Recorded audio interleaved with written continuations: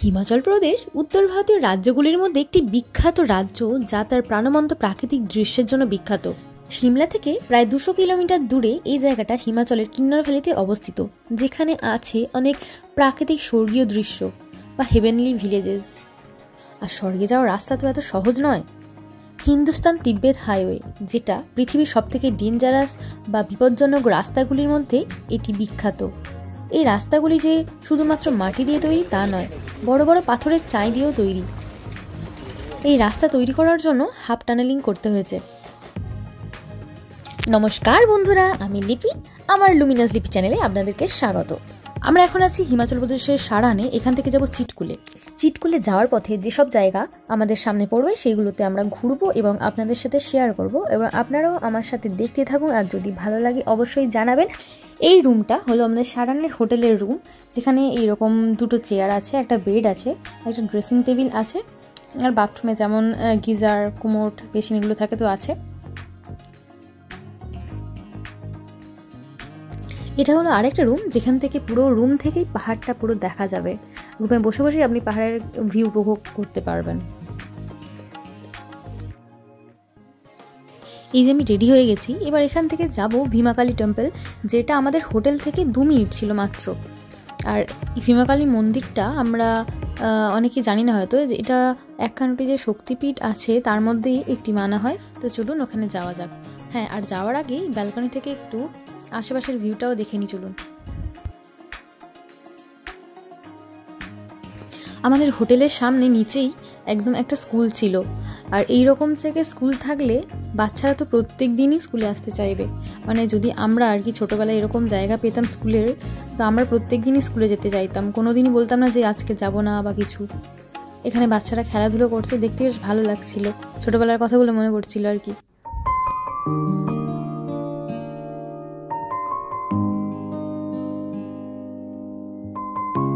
এখন এই হোটেলটাকে টাটা বলার পালা। আর এখান থেকে আমরা এখন যাব ভীমাকালী টেম্পলে। তো চলুন যাওয়া যাক। এখান থেকে মাত্র 2 মিনিটের রাস্তা। এই যে দেখাই যাচ্ছে হোটেল থেকে বেরিয়ে একদম। কিংবদন্তি অনুসারে বলা হয় যে সতীর কান কেটে নাকি এখানেই পড়েছিল। তো এটি শক্তিপীঠের মধ্যে, ওই জন্য 51 শক্তিপীঠের মধ্যে একটি শক্তিপীঠ। মন্দিরের প্রবেশ পথে তো ওখানে অনেক দোকান ছিল, যেখানে থেকে জিনিসপত্র কিনে পুজো দেওয়া যায়। এই যে সব পুজোর আসবাবপত্র, জিনিসপত্র সব রাখা, ফুল টুল সব কিছুই আছে এখানে। এই মন্দিরটার বয়স প্রায় 3000 বছর। পাহাড়ের বুকে 3000 বছর ধরে বুক চিতিয়ে কিন্তু দাঁড়িয়ে আছে এই মন্দির। হয়তো এত নতুনত্ব ছিল না তখন।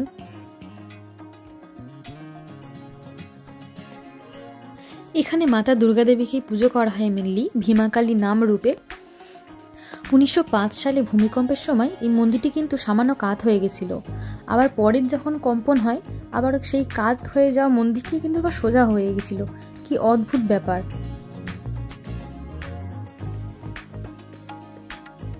এই যে এখানে জুতো খোলার জায়গা আছে, এখান থেকে আমরা এবারে মেন মন্দিরে প্রবেশ করব।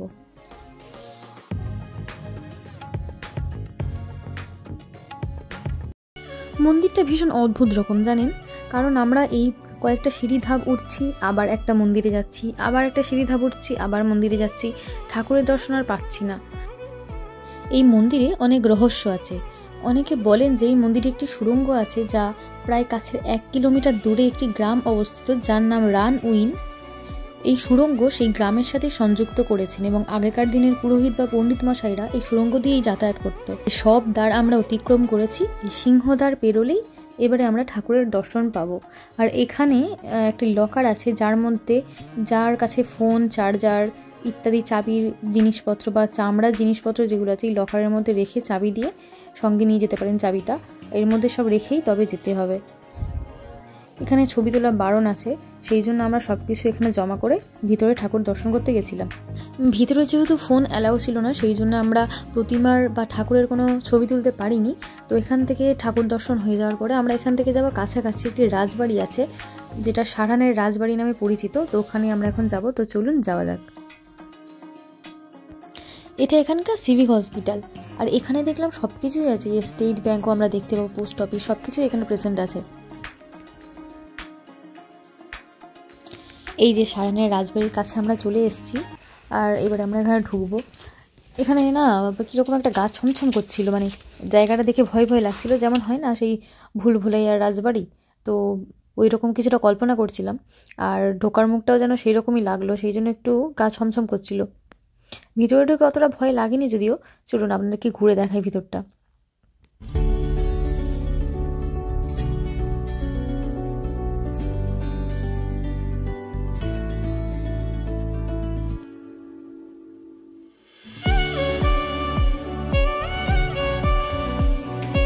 ভিতরে যেতে দেবে না, গার্ডকে জিজ্ঞেস করলাম, তো বাইরেটাই দেখি কি আছে ঘুরে।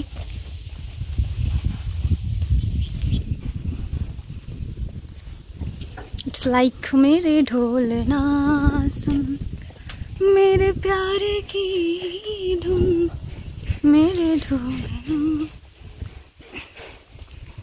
मेरे चाहते तो फिजा भी महंगी जिंदा रहेंगी। আমি ব্যাগ দিয়ে ঢুকছি। আমার গান শুনে ভূত এমনিতে এখানে চলে আসবে, চাপ নেই। শান্তিকুঞ্জ আসলে এটা একটা রাজবাড়ি, যেটা হচ্ছে রাজা পদম সিং, মানে যে এখানকার রুলার ছিলেন শাহরানে, ওনারই আর কি রাজবাড়িটা। শান্তিকুঞ্জ আমাদের ঘোরা হয়ে গেছে, তো আমরা এখান থেকে এবারে বেরিয়ে পড়ব চিটকুলের উদ্দেশ্যে। আর চিটকুলে যাওয়ার পথে যা যা পড়বে সেগুলো আপনাদের সাথে শেয়ার করব। এখানকার রাস্তাগুলো এত সুন্দর, মনে হচ্ছে কিছু না ভিউ পেলেও হবে, শুধুমাত্র রাস্তা দেখতে দেখতেই চলে যাবো, আর কিছু দরকার নেই। এই যে এসে গেছি কিন্নর দ্বার, আর এখান থেকেই শুরু হবে হাফ টানেলিং, মানে মাথার উপর পাহাড়ের ছাদ আর পাশে খাদ। এই সেই জায়গা যেখান থেকে শুরু হচ্ছে পৃথিবীর সবথেকে বিপজ্জনক রাস্তার মধ্যে একটি রাস্তা, যেটা হচ্ছে হিন্দুস্তান তিব্বত হাইওয়ে। আমি এতটাই এক্সাইটেড ছিলাম যে খালি পায়েই এই রাস্তায় হাঁটা শুরু করে দিয়েছি দেখার জন্য।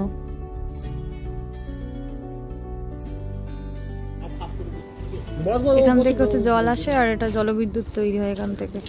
চলুন এবারে দেখার মতো বলতে শুধুমাত্র রাস্তার ভিউই দেখতে দেখতে পাগল হয়ে যাওয়ার উপক্রম।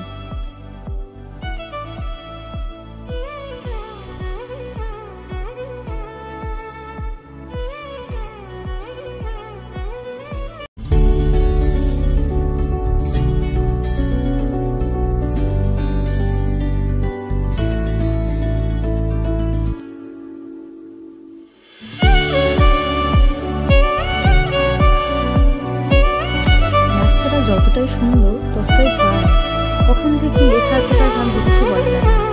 এখানে গাড়িগুলো সব দাঁড়িয়ে আছে, কারণ একদিককার গাড়ি আসছে, তারপরে দেখে দেখে ছাড়ছে। সামনে যে পাহাড়টা 2 মাস আগে ধসে গেছিল, চলুন দেখাই আপনাদের কতটা ভয়ানক এই জায়গাটা।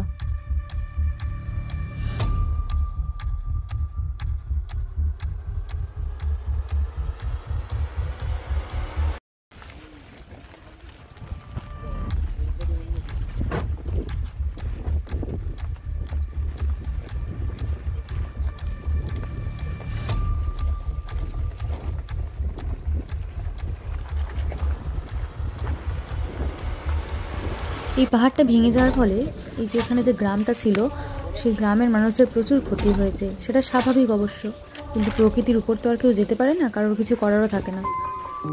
এই রাস্তার উপর দিয়ে যেতে যেতে পড়েছিল একটি মন্দির, যেটা হচ্ছে তারান্ডা মার মন্দির। আমাদের যে মা কালী, ওই মা কালীরই মন্দির, ওখানে তারান্ডা মা নামে পরিচিত। ড্রাইভার কাকু বলছিলেন যে ওই মন্দিরটা খুবই জাগ্রত।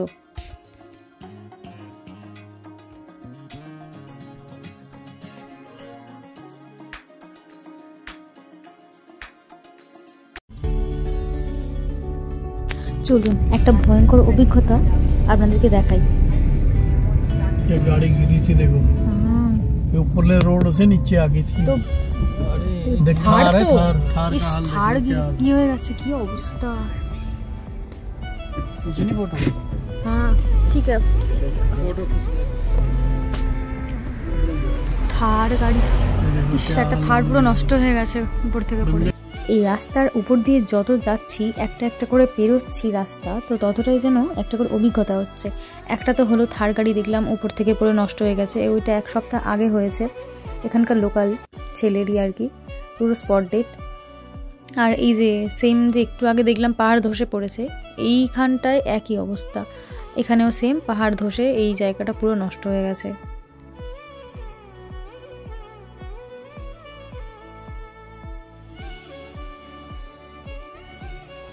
এখানে একটা টানেল তৈরি হচ্ছে, ড্রাইভার কাকু বলল, আর প্রচুর লোক এখানে কাজ করে।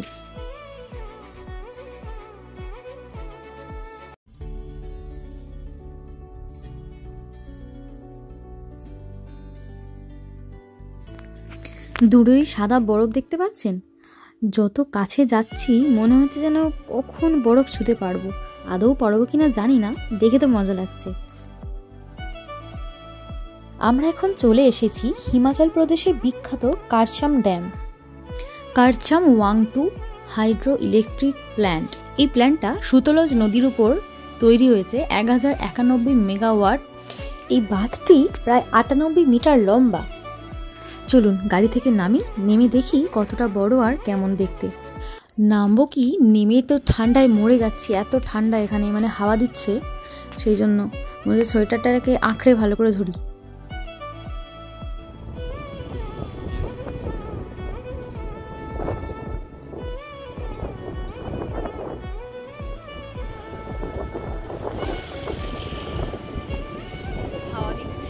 কারসাম ড্যাম অনেকটাই বড়, আর এখানে এতটাই ঠান্ডা হাওয়া দিচ্ছিল, বেশিক্ষণ বাইরে থাকতে পারলাম না, গাড়িতে উঠে গেলাম।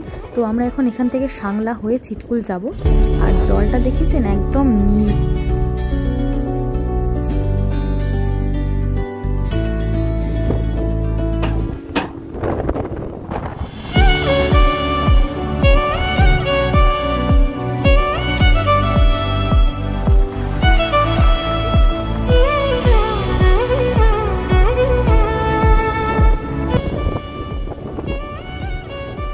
আমরা এখন আছি কিন্নর জেলার সাংলাতে। তো আপেলের জন্য তো কিন্নরের আপেল তো খুবই বিখ্যাত, সেটা আমরা সবাই জানি। কাশ্মীরের আপেল আর কিন্নরের আপেল পুরো দেশ বা বিদেশ সব জায়গাতেই যায়। এইগুলো পুরো টাটকা আপেল। আমাদের ওখানে যখন আপেল ট্রান্সপোর্ট হয়ে যায় তখন আপেল অনেক দিন হয়ে যায়, সেই জন্য আপেলের সেরকম টেস্ট পাওয়া যায় না। তো এখানকার আপেল এতটাই মিষ্টি, আমি এমনিতে আপেল পছন্দ করি না, কিন্তু এই গ্রিন আপেল খেয়ে দেখেছিলাম, খুবই মিষ্টি ছিল। আর এই যে রেড অ্যাপেল পুরো লাল টকটক করছে, দেখেই লোভ লাগবে, মানে যে খায় না সেও বলবে একটা খেয়ে দেখি। আমরা আপেল কিনে নিয়ে যাবো বলে বাড়িতে, সেই জন্য এখানে দাম করতে এসেছিলাম। তো দেখলাম যে খুব একটা দাম কমিয়েছে তা নয়, আর ওরা আমাদের খাওয়ার জন্য এই আপেলগুলো দিয়েছিল কয়েকটা টেস্ট করার জন্য। সত্যি কথা বলতে কি, এগুলো পুরো গুড়ের মতো মিষ্টি ছিল। এখানে দেখার মতো বলতে শুধু আপেল বাগান চারিদিকে। তো আমরা এখানে আরেকটা আপেল বাগানের এখানে চলে এসেছি। ওই যে জানি না কতটা আমি ফোকাস করতে পারছি বা আমার ক্যামেরা কতটা নিচ্ছে ফোনের, এই আপেলগুলো দেখা যাচ্ছে, বেশ লাল টকটক করছে একদম আপেলগুলো। এখানেও আমরা দাম করার জন্য নামলাম। আমাদের ওখানকার মতোই দাম, খুব যে কম দাম তা একদমই নয়। আমরা ওই জন্য যাচ্ছি, যেখানে যেখানে টেস্ট করার জন্য দিচ্ছি আমরা সেগুলো নিয়ে আসছি।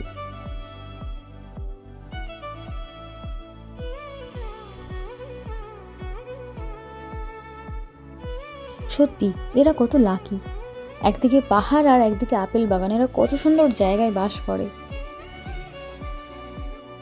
চলুন একটা আপেল টেস্ট করে দেখি কেমন। তো মিষ্টি, একদম গুড়ের মতো খেতে।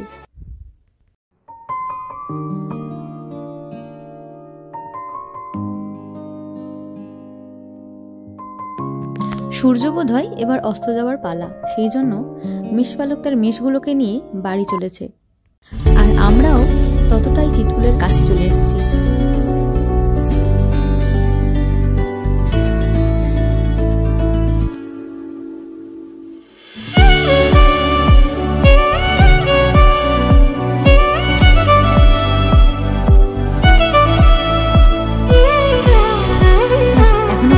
জনবসতি দেখা যাচ্ছে, আমি ভাবছিলাম বোধহয় আর দেখা যাবে না। তো আমরা চিটকুলের অনেকটাই কাছে চলে এসেছি, আর হয়তো 1 ঘন্টার মতো লাগবে খুব বেশি হলে। আর আমার টেনশন ততটাই বাড়ছে, কারণ চিটকুলের যত কাছে আসছি মানে আমরা চীনের বর্ডারের কাছেই ততটাই কাছে চলে আসছি আর কি।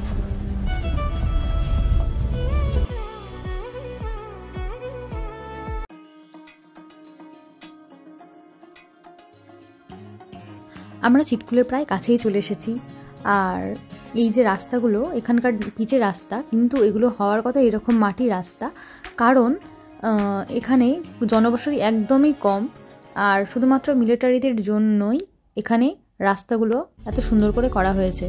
একটা অদ্ভুত দৃশ্য দেখতে পেলাম যেতে যেতে, সেই জন্য ড্রাইভার কাকুকে একটু গাড়িটা দাঁড় করানোর জন্য বললাম। মনে হলো দূর থেকে কিন্নর কৈলাস দর্শন পেলাম। আমার মনের ভুল অবশ্যই। আর যাই হোক, বকবক করতে করতে আমরা এখন আমাদের হোটেলে পৌঁছে গেছি। যদিও এটা পরদিনের ভিডিও, আমরা যেহেতু সন্ধ্যেবেলা পৌঁছে গেছিলাম, চারিদিকে অন্ধকার হয়ে গেছিলো। তো পরের ভিডিও আসছে অনেক অনেক সুন্দর জায়গা নিয়ে, অনেক স্বর্গীয় দৃশ্য নিয়ে। দেখা হচ্ছে নেক্সট ভিডিওতে, দেখতে থাকুন, সঙ্গে থাকুন। জঙ্গল থেকে আমরা এখন উপরে, আঙ্কেল বহুত আছে।